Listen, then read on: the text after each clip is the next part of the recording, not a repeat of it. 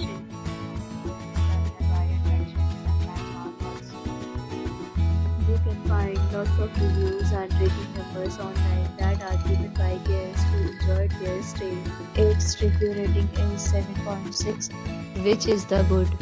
A set of FAQs is now displayed on your screen, which may address many of the basic questions about this hotel. Categories running beyond the screen details like room size, bed type, room view, amenities, facilities, and amenities, etc.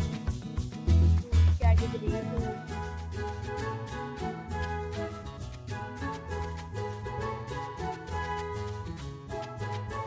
Next, we talk about amenities of this hotel. So you can see on the screen, guests will be required to present photo ID at check-in.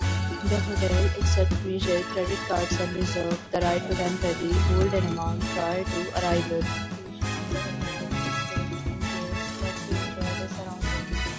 Categories of rooms are available online. You can book them online and enjoy your stay. Several deals and offers are available online for this hotel, along with various meal plans and payment policies. If you are planning to visit, you can do so through the link provided in the description. Details below the link in description. If you are facing any kind of problem in booking a room in this hotel, then you can help us by commenting